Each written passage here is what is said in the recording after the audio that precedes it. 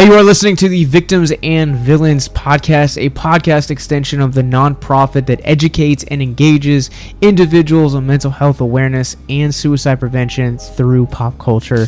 My name is Captain Nostalgia, and on this episode, we are talking all about Concrete Cowboy, a 2021 Netflix original movie. Hope you guys enjoy.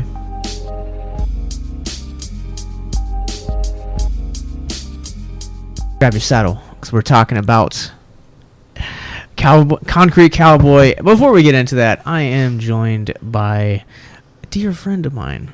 She is a local Richmond, Virginia entrepreneur. She owns both her own nail business and butter business. When I say butter, I guess I should probably specify it means body butter. Yeah. Miss, what's going on, Jasmine? Hello. So this is your first podcast. It is. I'm nervous. It's all good. So let's just kind of jump into a little bit about what Body for Love is. So this is not to put any more pressure on you. Mm-hmm. This is the first time we've ever actually had someone in your field come and do a podcast. Awesome.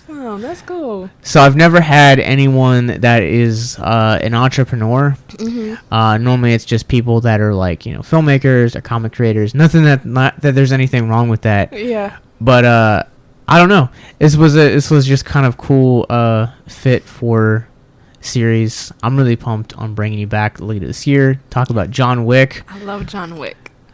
So how did you get? So what came first? The nails or the body butter? So first for me was body butters. And I started out making body butters for friends and family, and just practicing and tinkering with the ingredients, cocoa butter and shea butter, and like trying to see what works. And it was fun. It was a really fun process for me.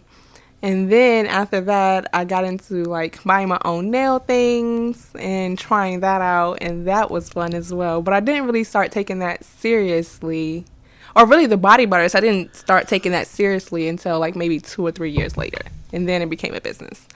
And the same thing with nails as well. The nails took a long time to master. Sure. And I started out with like YouTube and stuff watching YouTube. I call it YouTube University. So that was fun. And I was like, okay, well, why not? Let's just try selling the product. And it's been good. It's interesting. I don't know if you actually remember this or even know this, but I actually knew of you doing nails before I even knew you as a person. Wow.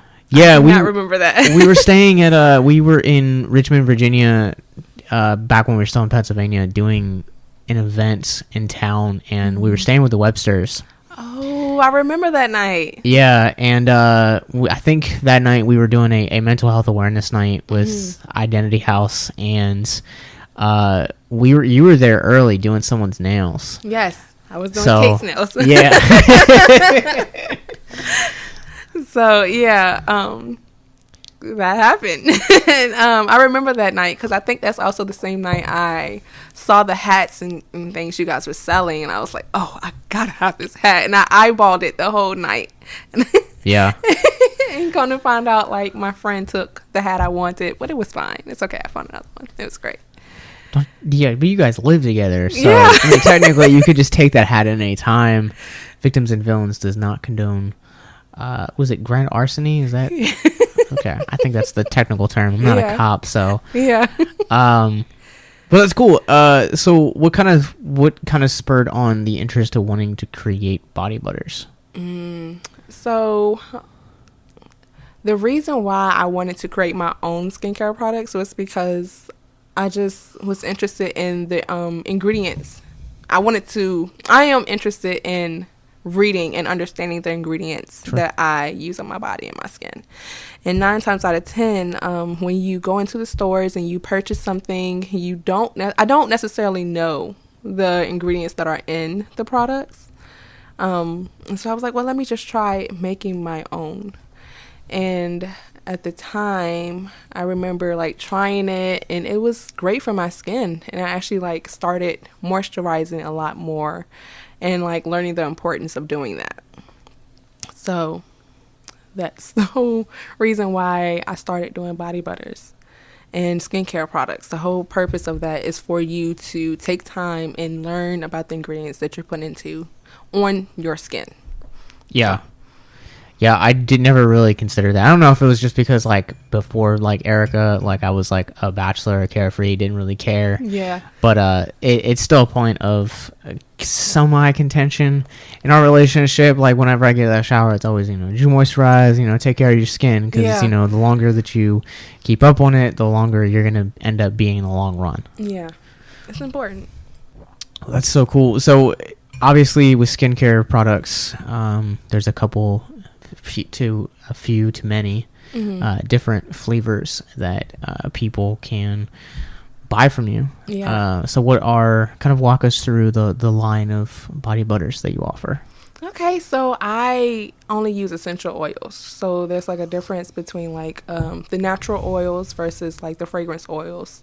The fragrance oils would be like your peaches and things like that. But I use like vanilla and like lavender, there's chamomile. And those are actually my 3 top sellers, which would be the luscious lavender, the chamomile nights, and there's honeysuckle as well. That's really popular, along with what's another one?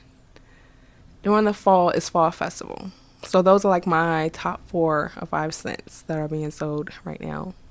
Oh, so you bringing out pumpkin in the fall, huh? Yeah. I'm going to hit you back up. Yeah. Who doesn't love the smell of pumpkin all year round? Yeah. So I think one of the things that's cool too is before we started recording is my wife and I, we actually bought one. Mm-hmm. And we'll post on Instagram to convince you guys even more to support Jasmine and take it up. But it's really cool too is that you not only do you list the ingredients on there, but it's also personalized to the person that buys it. Yeah. Where did that idea come from? Okay, so the name is really important to me just because when you receive something in the mail, of course it has your name on it, has your address and stuff like that, but I think it's important to know that, hey, this product is specifically for you. It is yours. And I think it's just a personal touch that I really enjoy doing.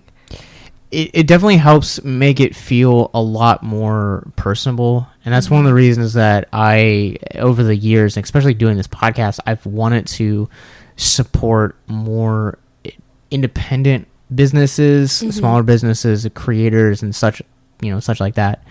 And because you're investing into someone else's like dreams, but taking that extra like personal touch and saying, I'm gonna actually take time to like spell out your name to make this feel like it's made exclusively and especially for you. It helps kind of really allow someone to feel like special purchasing that product, not just saying, oh yeah, I just bought this at like a flea market just because it smelled good. Yeah, it's a difference. So nails. So you also offer nails, and I guess like you won't like do abroad, domestic orders for nails. Yeah.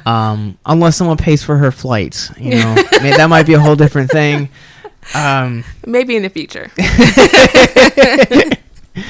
People travel for art all the time. So, but what was it about like getting like specifically like doing art nails? Because my wife has gotten them done. I know a couple people that in the IDH community that have also gotten them done. Yeah. And here in Richmond as well is like, what was it particularly about like nails? Was it kind of like, you wanting to, try a new challenge, or? So that's part of it. When I started doing nails, I absolutely fell in love with colors. I know it sounds like cheesy or whatever, but no, you're good. I was like, oh my God, look at this color, look at that color. And then I started learning about different techniques. Like you can't, it's more than just putting on the colors and stuff like that. There's like extensions and stuff. And I am a type of person that gets bored easily. So learning about like all the different ways to do nails. There's acrylic, there's gel. Oh my gosh, I fell in love with it. And I wanted to learn everything about it, and I'm still learning a lot about nails. So, yeah, and that's also a personal thing as well. Like, the whole reason why I wanted to get into it was because I noticed whenever I went into the salons, they rushed you off. It was more like, okay, in and out, you're just another customer. I wanted to change that narrative. I wanted to actually, again, be personal with that person, and that one-on-one time is really important to me. So it's like I tried to make sure I have enough time before and after, in case, if you want to vent or like talk or whatever. And It's personal when it's just like me and you there, and you don't have to feel rushed or anything like that. I hate it, that feeling of feeling rushed in the studio or in a nail salon, So, yeah. Now, that was my first impression of you, was actually like witnessing that firsthand. And there is almost something like therapeutic in the way that you can paint nails and kind of like also like have that conversation one-on-one with someone. I recently got asked like why I paint my nails, and as of this recording, I've never had my nails done by Jasmine. Surprise, I will get my nails done. Yes. And it's for me, like, it's something that is like, it's soothing, it's relaxing, and it's like I don't have to worry about like anything or like think about anything. It's literally just applying the paint to the nails. And like it's such a refreshing, like, mind, just quiet.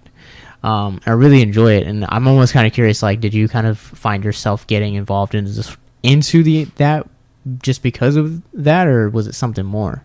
Yeah, so when I first started out learning nails, and specifically doing acrylic, it was so hard, but it was something where I would sit at the kitchen table for over 8 hours learning how to do. I know because that's dedication right there. Like, you just get lost in it, and I would have to remind myself to eat before starting, or like take breaks, because you want to perfect. For me personally, I wanted to perfect it so bad, and it wasn't a thing of like what's the word, like feeling like if I don't perfect this, I am going to just perish. That's not the case. It was more so of like, man, okay, this wasn't right. I didn't do this one right. Okay, let's go to the next one. It was just, you get lost in it, like you were saying. So yeah. And it sounds like such a strange thing to like talk about, like just getting like just painting your nails and like how you can get lost in translation with that. Yeah. But it's like, it's such a soothing thing that like I grew up, for me, like why I started painting my nails was because like it was a cool thing to do for like all the goth kids. And I was like, okay, I'm going to step into this world. And like when I restarted doing it about a year ago, it was actually like something I was like, it was kind of a joke. Like my wife and I were sitting on the couch, and like she started painting hers. I was like, oh, you should paint mine next. And so she did, and we posted a picture to Instagram, and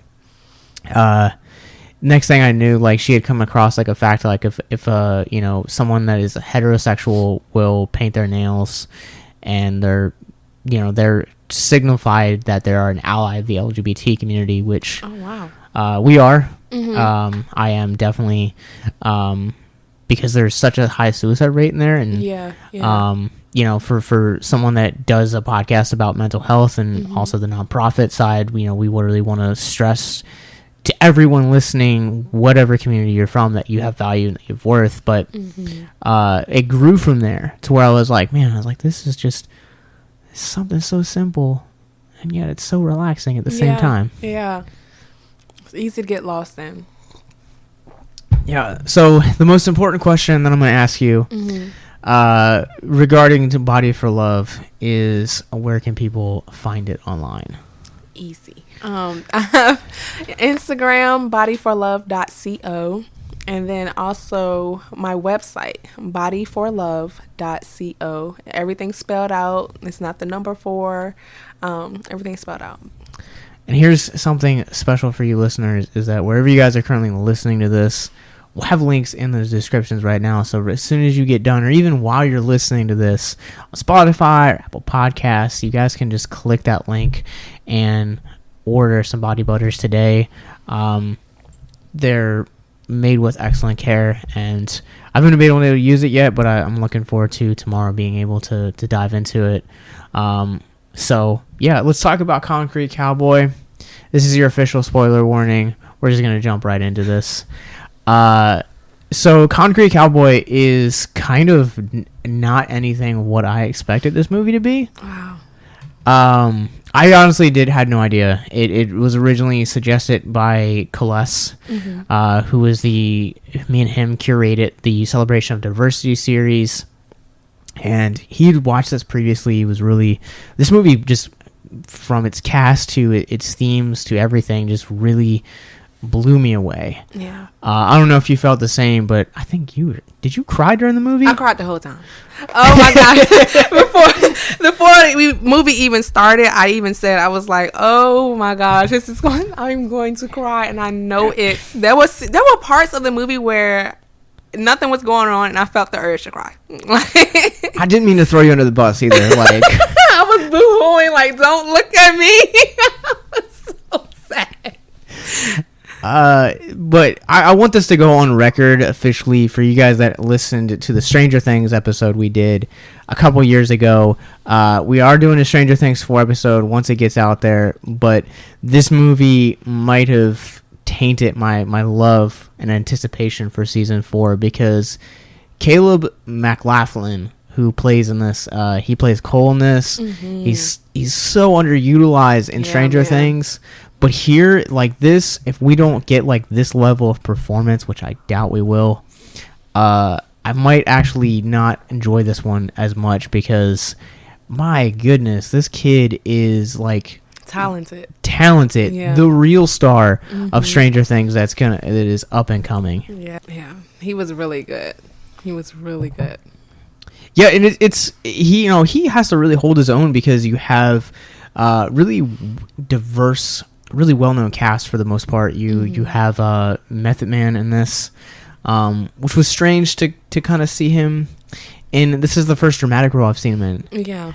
But I really enjoyed him, and then also Idris Elba, which I think both of us knew he was in this.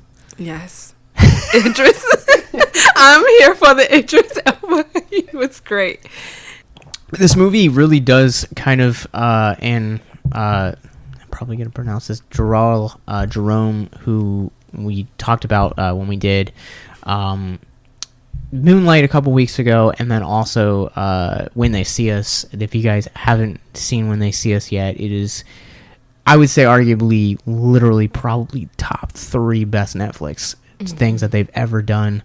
Please go watch When They See Us. And even for he's how did you feel about Smush? Like, man, baby boy was lost. He was just lost, and I felt for him. I was like, oh, my heart it was just and I knew what was going to happen. Like, like it was leading up to it from the beginning of the movie, I felt like. And it's just like, even still when it happened, I just couldn't. The scene where he dies in particular, like, there is all sound, like, gets removed from it. So it's, like, literally a shocking moment when you have the gunman kind of walk up to his car where he is and just open fires. Yeah. Like, it's such a devastating thing. And Smush is... I think it's a really interesting character to talk about because we can kind of unpack this in a little bit. But when we first meet Cole is the film opens up credits on a principal of a school that Cole goes to, in Detroit, calling mom to let him know, hey, like, we can't have him in here, like, he's got to get kicked out. And eventually they drive all night to Philly so that he can be laid off with his, just kind of hang out and stay with his dad and kind of get right. So, like, we already kind of see that, like, he's kind of Cole's kind of like this influence that, like, he has, like, a violent temper, and, he is a kid that is just ultimately lost. Yeah. And I think that sometimes you see that at least in these films where you have like one parent dynamics. It really kind of goes back to something that we've talked about on and off over the last year or so about being having the need for both parents and kind of like how it almost stunts a child's growth. Yeah, it was It was hard to see him, especially the scene where his mother had to like literally like kick him out the car almost, you know. It was heartbreaking. But I felt that because it's what he needed, and I can tell like I would think as a single parent it would be hard to do something like that, but she knew what was best, and it was hard to let him go, I would think. Even as a teenager, I always feel like you feel indestructible against the world. Yeah. And especially in his dynamic, like he is definitely a guy that feels like not only is he indestructible, but he knows what's right and he knows what is going to be best for his life. Yeah. And there comes a scene a little bit later in the movie, where he's like he basically has all of his stuff in 2 trash bags, and he's like trying to like go from like different place to different place, trying to find just somewhere to sleep for the night. Yeah. Because he doesn't want to stay with his dad, and he just doesn't really want to acknowledge. And it's such a beautiful personification of, you know, sometimes you have to find yourself in literally the worst places and be forced to grow, rather than just kind of living day to day in a routine hoping to grow. Yeah. And sometimes that takes the initiative of someone who's from the outside looking in, even though you think you know what's best for your life, and you know, and like you said, as a teen you have this idea of where you want to go in life, and you think you're indestructible. But I'm glad. I mean, you know, it's heartbreaking that he had to see the life of his friend, you know, go down a different way. But ultimately, I think it was for the best. Well, I like the trajectory that the film ends up taking with Smush and Cole, because Cole kind of seems to be this individual that's growing, that you really see have such dynamic character growth throughout the course of the film. And then you have Smush, who that as the film kind of goes on, you're learning that he's plateauing, but he's going in the reverse journey of Cole. And I love what, probably going to mispronounce the character's name, but Hala? I don't know how you say that. But I love the thing that she says to Cole when he first brings her into the Coles to kind of like, or sorry, the stables to kind of like show him, and she is like, you know, hard things come before good things. Yeah.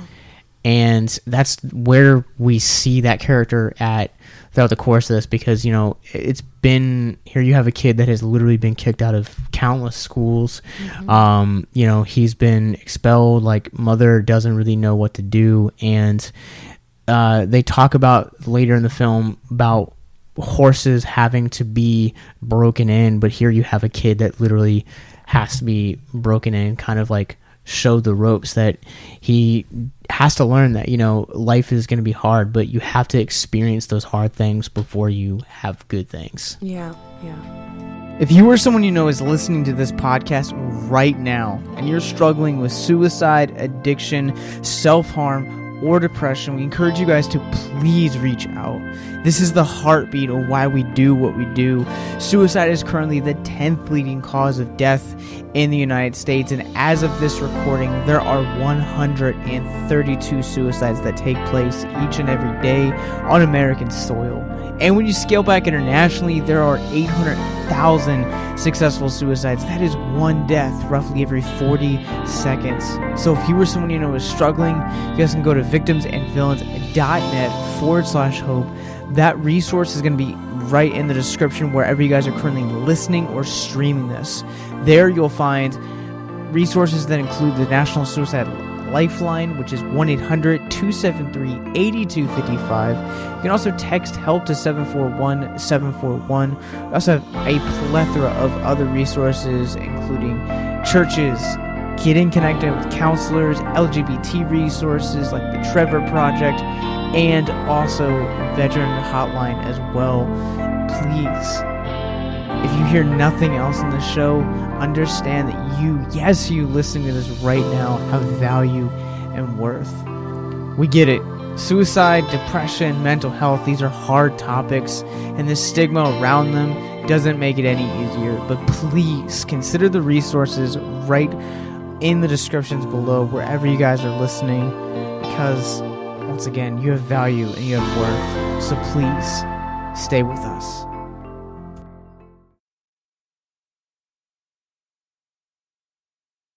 I don't know about you, but I know for me, like in the things that like I've gone through, addictions, self-hatred, depression, just suicidal thoughts and desires. And it took me so long to go through that to end up kind of where I am now. Yeah. And I believe is just because, there's no such thing as pain being wasted. Yeah. The pain that we experience today has an effect on the people that we could be reaching out to and showing love and kindness to tomorrow, and walking through and doing life with them. Yeah, I agree. I experienced a lot of anger growing up. Mostly middle school. Sure. Middle school, there was a lot of self-hate and anger, and honestly, like, it changed for high school, but it was never resolved, Yeah, you had to experience all those hard things before you got to those good things. Yeah. And now we talked about this in our half-baked episode, and it's been a point of returning back, both in not only right now but also in our photograph episode, where it's you need to be content in life, and I think that's kind of the secret to it. And we've kind of talked about it a little bit, off and on, but whether you believe in the Bible or not, there's a passage where Paul writes, and he says, I know what it's like to experience poverty, and I know what it's like to experience riches, and I know what it's like to be hungry, and I know what it's like to be full. But he says, the key to all of those secrets is to be content in every circumstances. Yeah. Count it all joy. Yeah. And Paul went through a lot. Yeah. He went through a lot. So he had a lot worse than Cole did. Yeah, he did. But it's really interesting because Cole's journey throughout the course of this film is, I think, coming back to the character of Smush, while we were watching this, it kind of struck me that he is like continuously this personification of every time that you're taking a healthy step forward, he's always that temptation that causes you to come back 2 steps. Yeah. And I think the point where I realized that was the point of where they go to the party, and you have like I don't even know like what the character's name was, but he was kind of like, it's insinuated that he's kind of like the guy that oversees like all of the drug operations in the area. Yeah. And he's talking to Cole about the Jordans that he's wearing. Mm-hmm. And it's just this very unsettling scene. But, he's like, oh, no. Smush is just always like, nah, man, it's cool. We got this. Yeah, but even then you can see the fear on Smush's face. At least that's what I got out of his eyes. It was very much, and he was trying to conceal it, but it was still that fear that was just like, okay. And it's like, it was, even then it was hard to see that, because like this guy has that power over you, it was hurtful to see. Yeah, and personally agreed. I 100% agree. And I also think that Smush is a representative, almost kind of like nostalgia for Cole, because when you kind of hear in the first act about how Cole was consistently like a point of tension or contention for his mom and like trouble for her, sometimes when you have something familiar in a new world, you're not really going to care what it's going to cost you or what kind of trouble you're going to be in, because it's that area of your life where it's a safe haven, even if it's destructive. Yeah. And as Smush even mentioned, like, everyone had abandoned him except for the streets. So it's like, what can you do? Even if the guy who was like over him and he was feeling fear for him, I was like, where else could you go? Kind of vibe I was getting from his actions. It's like, because of course we see Cole's side and how he has a home to go to, like he can go to like the horses in the stables and stuff like that, but for Smush we see that he literally feels trapped, in the sense that he doesn't have any, he feels like he has nowhere to go, but he could have went with Cole, but that didn't feel like an option because all he's known is the streets. Yeah, I don't know, like, about you, but, like, it kind of surprised me when it was revealed that, like, the horse that Idris Elba has in his house, it was actually formerly Smush's. Smush was a cowboy at one point. Yeah. He's like, I used to love to ride, man, and, you know, I think sometimes when you kind of, like, find yourself in this, like, maybe not, like, desirable situation, you can kind of, like, go to something like he said, like the streets, or you know, something that is might not be necessarily the healthiest place for you to be, but because it's familiar, because you can rely on it, for lack of a better word, it's really easy to kind of get lost in that world. And I think that for Smush, like he even at the end, like right before Method Man, so right after they get chased into the tunnels by Method Man, he turns to Cole and he says, you know, you don't see it yet, but you know, we're alone out here. And it's heartbreaking because you know, the whole reason that and it's cool if you guys stay to the end of the film, they actually kind of reveal that a lot of the actors that are in this movie actually come from the nonprofit, the Fletcher-Street-Riding Club. You kind of see then they talk about it. The actors that were actually here, they talk about the benefits of how this club actually, you know, kind of diverted them away from some of the situations that Smush ends up actually ultimately falling victim to. Yeah. And even there's a side scene between Harb, who is Idris Elba's character, and Cole, where he talks about how, like, when his mother was pregnant with Cole, about how, like, he basically, like, had to go up and do, like, time in prison, and how eventually by the time that he got out, how this, you know, family, for lack of a better word, really ultimately ended up kind of, like, bringing him back to, like, a safe path where he didn't have to worry about it anymore. Yeah, he didn't have to go back to what he... So let's talk about the Fletcher Street Urban Riding Club right here. I have the official website pulled up. I'm going to link this in the show notes as well, because I think by the time that we both got to the credits, it was like, this is weird. Like I didn't know that this was a thing, but it makes the movie like that much more like authentic because of it. Yeah, I meant to do research before coming here to watch the movie, because I knew it was a real thing. I watched the previews, but it's a strange concept, you know, seeing horses on concrete and stuff like that, and you know, and it's just strange. You haven't seen it. In reality, I only see it in the parades, you know. So it's just like to see it like this is like, wow, this is really a thing.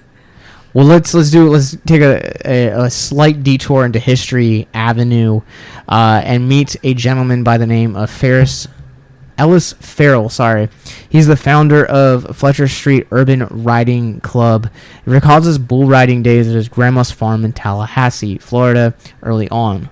There was no other sports comparable to the adrenaline rush of a wildly buckling bull in his impressible mind, that is, until he began watching westerns at the local theater. Farrell marveled at the bold, powerful stallions racing across sweeping landscapes as a symbol of saviors. In the late 1940s, Farrell was riding horses on the streets of Philadelphia, renting them in Fairmount Park, mastering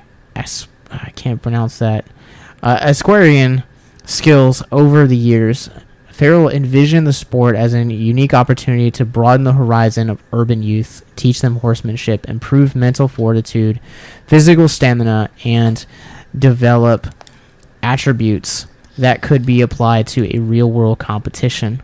Horse riding is not only therapeutic and instills discipline, says Farrell, but it also instills a sense of empowerment to the disenfranchised and those living in communities of hopelessness. And I think that we really see Cole experience that so much so, because when you really meet him, he's just like, man, I don't want to be here. Like I don't want to do this. Even the first time that like he's got his hand's been forced, and he's like, all right, I'll ride horses and whatever. They're like, okay, cool. Before you get to ride, though, gotta clean out these stables of poop. And this is where we meet Paris as well. Yeah, that was funny. Yeah, I loved in that scene of him cleaning out the stables how he was doing it his way with the shovel, you know, scoop by scoop, and it was just crazy to see. And then, you know, he's passing this group of older guys that's on the side, and they're like, you know, like, somebody help him, you know, and they don't just laugh at him. They don't. Well, at first they did laugh because it was pretty funny, but towards the end, you know, someone stepped up and helped him, and hey, there's a better way to doing this. Sorry, go ahead. Which I think is like a great symbolism for what like actually ended up. Like once he yielded, you know, to the idea of accepting help. And it's just, I don't know. And sometimes that is almost kind of where we are as far as like, you know, depression and like mental health. Sometimes we think that, you know, it's like, oh, I can do this on my own. I'm fine. Like, I'm going to do this my way. Yeah.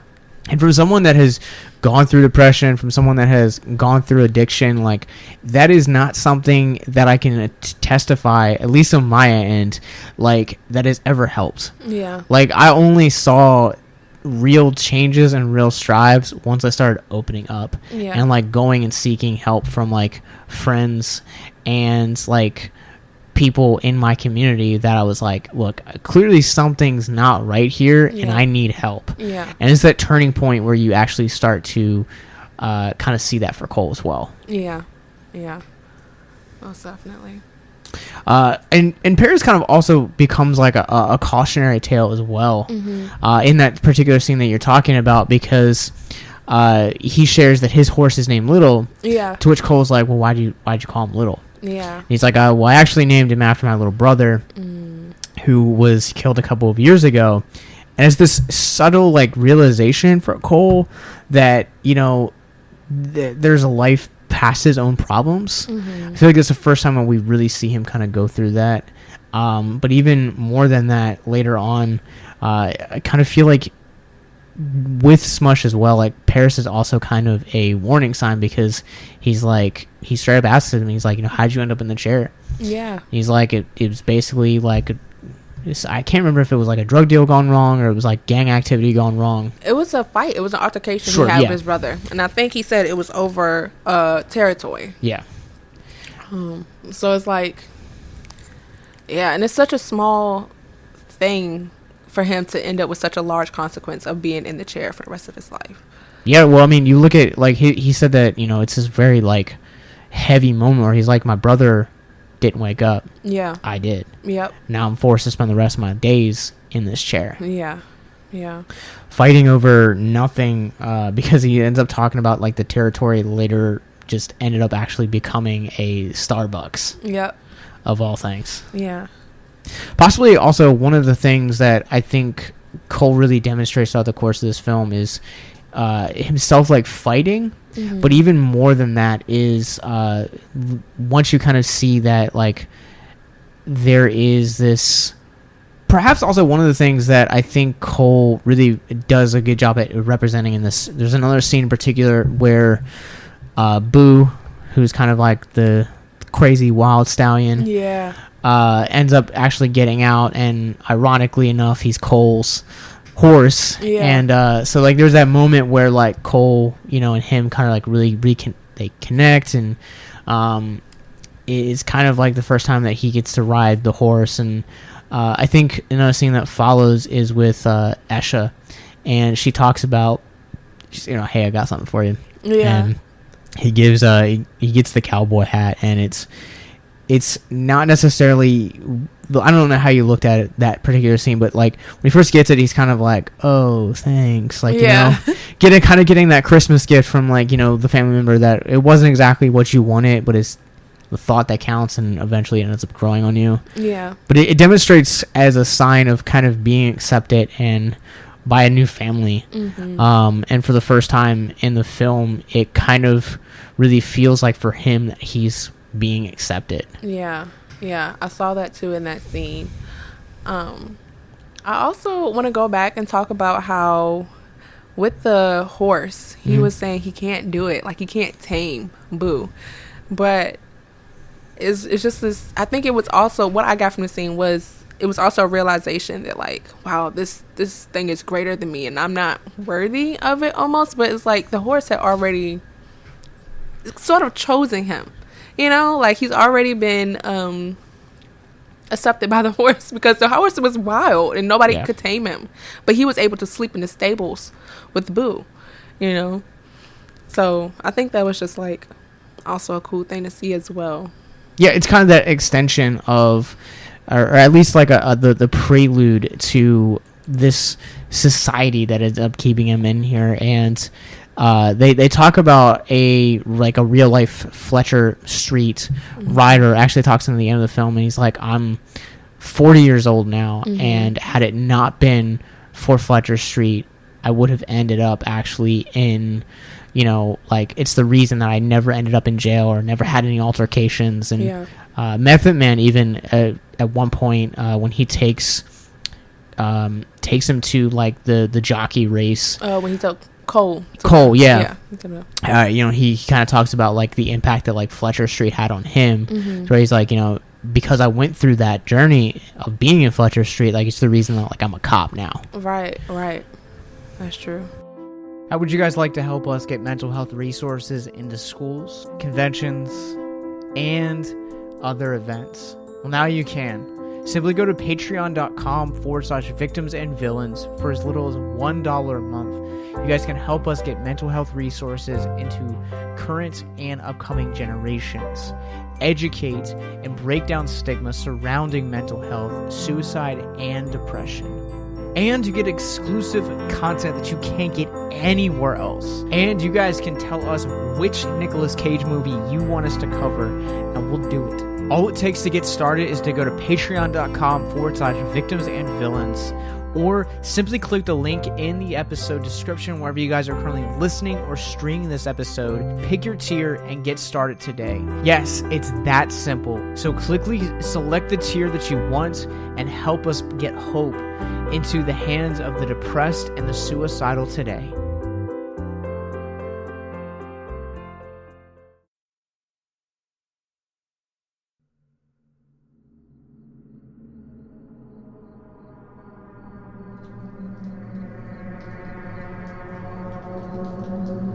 Why do people like scary stories?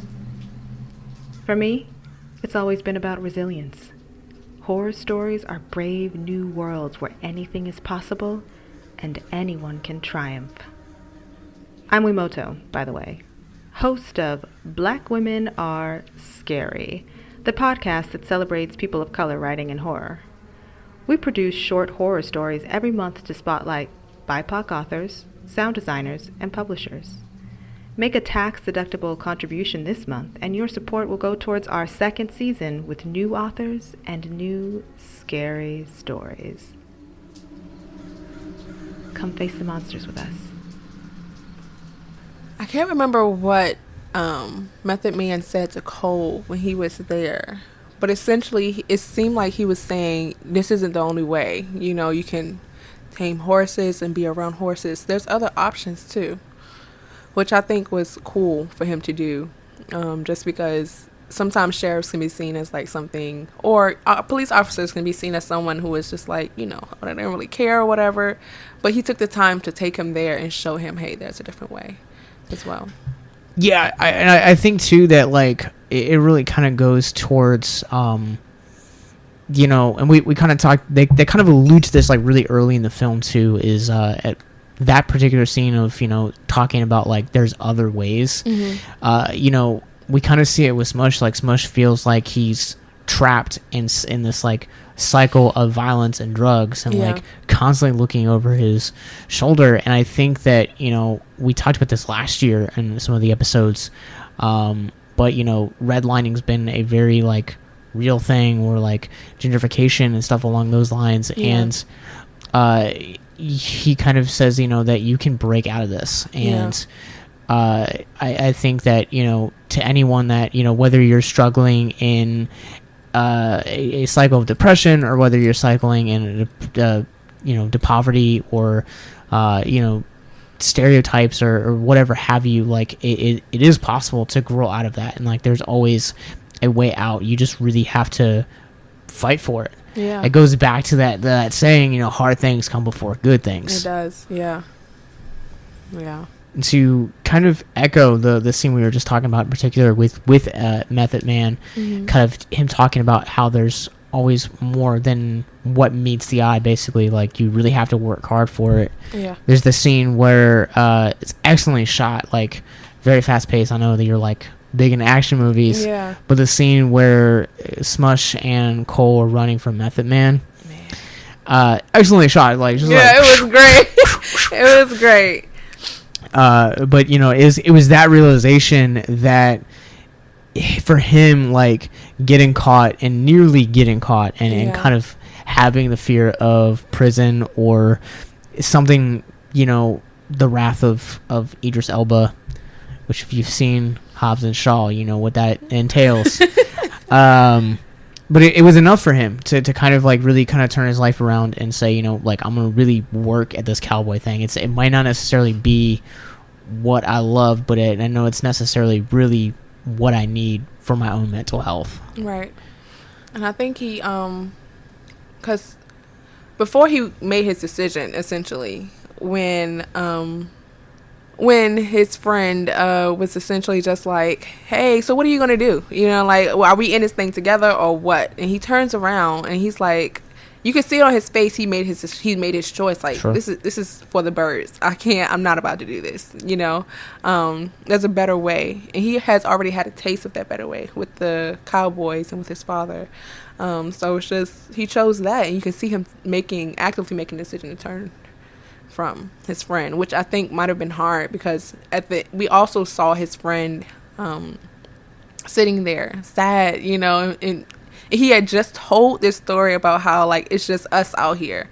So obviously he feels alone, and that could have been like a hard thing to witness from Cole's point of view. But he had to do what was best for him, and you can't, you know, make someone go in the direction they don't want to go in.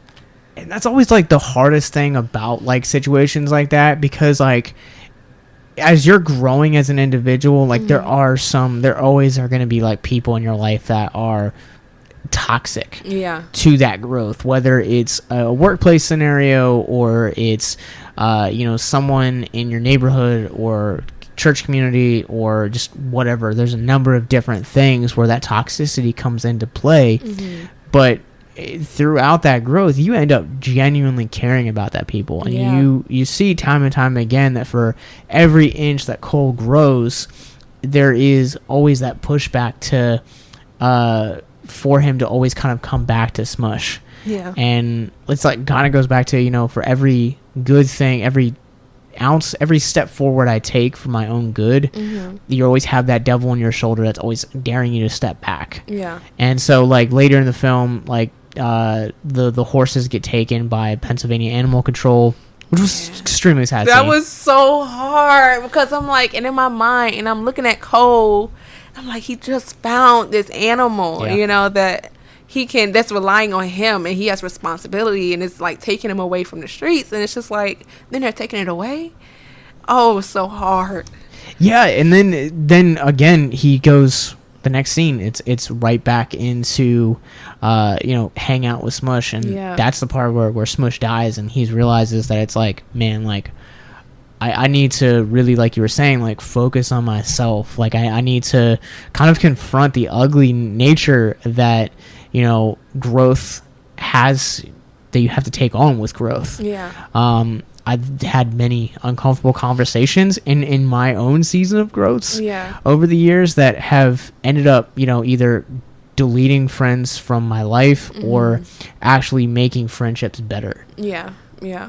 Sometimes you have to take that step back for their sake. Yeah. And I think that's what he was trying to do, but it just didn't work out in the end. So, which sucks. It's gone again. I can't remember.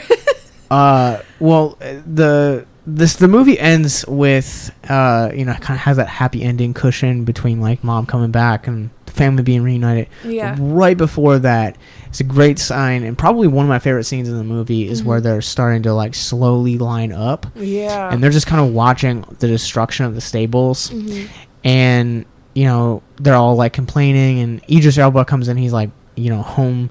He gives this like speech that boils down to home isn't necessarily a place, it's about family, and that's what makes us cowboys. Yeah. And it's funny because that was the same thing that Smush said to Cole when they first got together in the car. He was like, man, home isn't a place, fool. It's where your family is. And to him, he was thinking the streets, but when Idris said it, he was clearly talking about where, they were living, like home. Yeah, like being a cowboy. That community that has risen above, different circumstances. Because another thing that impacts that scene even more is the fact that, he talks about how all of like the other stables in Philly have been shut down, but they've risen above those circumstances and found one another. Yeah. So that was a powerful message at the end. It's just interesting how they switched it around, how it meant two different things to them. Yeah, and I think it comes as an encouragement too, is that when you're going through your own season of growth, really what's ultimately going to end up making the lasting impression for relationships are going to be the ones that you cultivate and work out yourself. Yeah. Because it goes back to that saying, blood is thicker than water. Yeah. And for people, I just want to clarify like the history behind that, like real quick, the full saying, because I didn't know it until a couple weeks ago. Blood of the covenant is thicker than the water of the womb. Yeah.